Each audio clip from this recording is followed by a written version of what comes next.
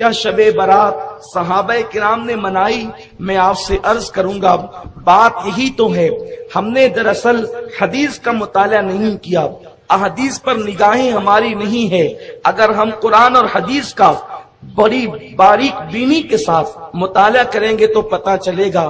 آپ دیکھیں، ایک مثال کے ذریعے سے سمجھاتا ہوں کہ ایک مرتبہ اللہ کے نبی صلی اللہ علیہ وآلہ وسلم کی محفل میں ایک بدبو ظاہر ہوئی، ایک بھیانک بدبو ظاہر ہوئی۔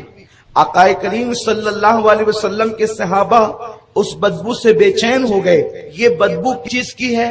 یہ جو بدبو آ رہی ہے یہ کس چیز کی آ رہی ہے؟ صحابہ نے عرض کیا اللہ جانے اور اس کا رسول جانے۔ دیکھیں صحابہ کا انداز کتنا حسین ہے، ان کا عقیدہ، ان کا نظریہ کتنا واضح ہے کہ وہ کسی بھی معاملے میں یہ ایمان رکھتے تھے کہ اللہ جانتا ہے اور اللہ کے بتائے سے اللہ کا محبوب جانتا ہے۔ اس لیے کہ جب کسی کو یار بنایا جاتا ہے تو اس سے ذات نہیں چھپائی جاتی تو بات کیا چھپائی جائے گی۔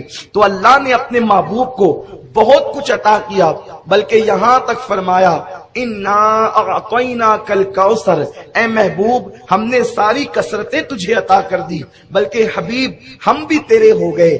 آپ غور فرمائیں، جب خدا ان کا ہو جائے تو اب دنیا کی کون سی چیز ہے جو مصطفیٰ جان رحمت کی نہیں؟ تو آقا کریم صلی اللہ علیہ وسلم کے سوال کرنے پر میرے صحابہ یہ بدبو کائے کی ہے؟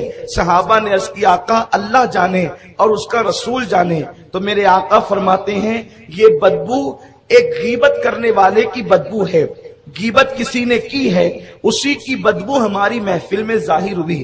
اب میں آپ سے پوچھتا ہوں، رسول اللہ صلی اللہ علیہ وسلم کی یہ صحیح حدیث، اس پر کسی کو کوئی کلام نہیں، آپ فرما رہے ہیں کہ یہ بدبو کی غیبت ہے۔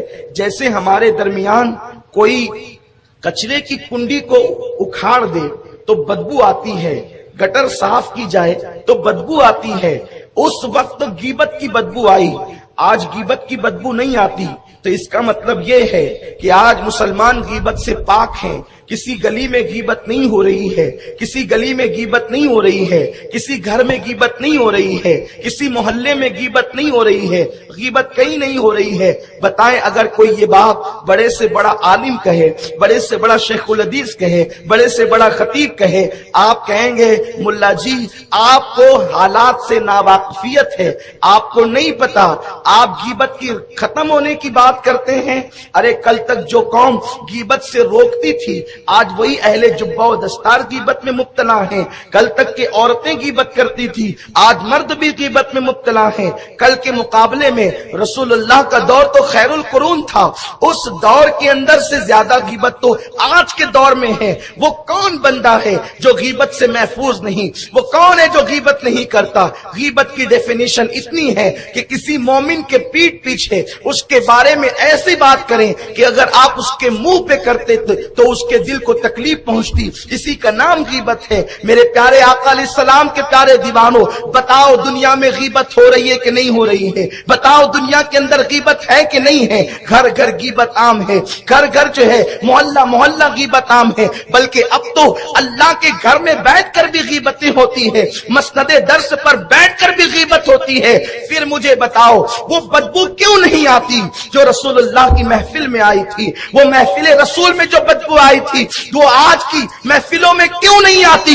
اس کی وجہ یہ ہے کہ جو انسان صاف ستھرے ماحول میں رہتا ہے اور اچانک وہ بدبودار ماحول میں چلا جائے تو اس کو بدبو کا احساس ہوتا ہے، لیکن انسان اگر بدبودار ماحول میں رہتے رہتے اتنا عادی ہو جاتا ہے بدبو کا کہ اس کی ناک کے کیڑے مر جاتے ہیں، پھر اس کو بدبو نہیں آتی اور وہ وہاں پر شان سے جیتا ہے۔ اچھے ماحول سے بدبو میں آنے والا اپنی ناک پر ہاتھ رکھ کر کے آتا ہے، لیکن وہ بندہ جو بدبو کے ماحول میں رہتا ہے اسے بدبو کا احساس نہیں ہوتا۔ تو صحابہ کرام کا ماحول بدبو سے پاک تھا، اس لیے غیبت سے پاک تھا، اس لیے انہیں غیبت کی بدبو آ گئی۔ اور آج کا معاشرہ غیبت غیبت غیبت اتنی بدبو پہلے سے موجود ہے کہ اب ہماری ناک اس بدبو کو غیبت کی بدبو کو محسوس نہیں کرتی. تو اب یہ کہنا کہ صحابہ کی محفل میں غیبت کی بدبو آئی تھی، اگر آج بدبو نہیں آتی تو میں نہیں مانتا کہ دنیا میں غیبت نہیں ہوتی.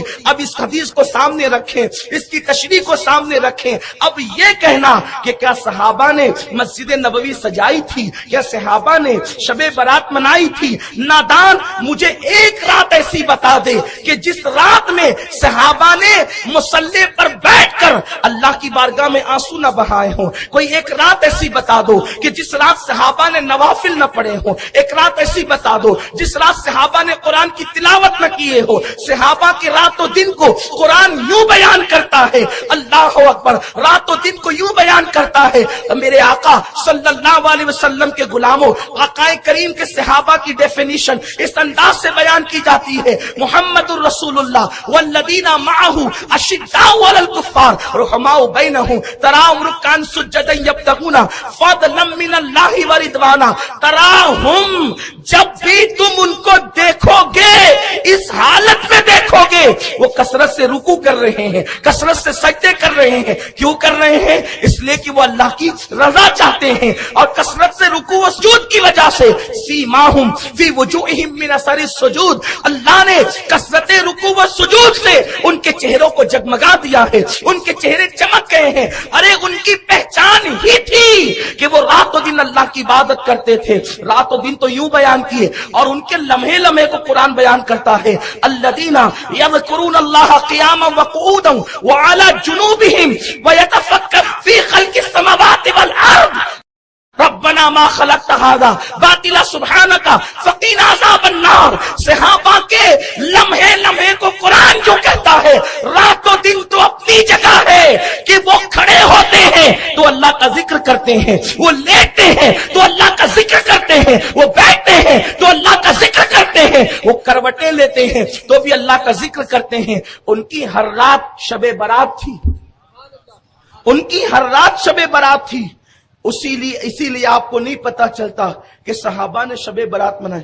کیوں آپ کو پتا اس لیے چلتا ہے کہ آپ کے یہاں اب راتوں کو قیام کرنے والے نہ رہے، آپ کے یہاں اب راتوں کو رونے والے نہ رہے، آپ کے یہاں راتوں کو گڑ گڑانے والے نہ رہے.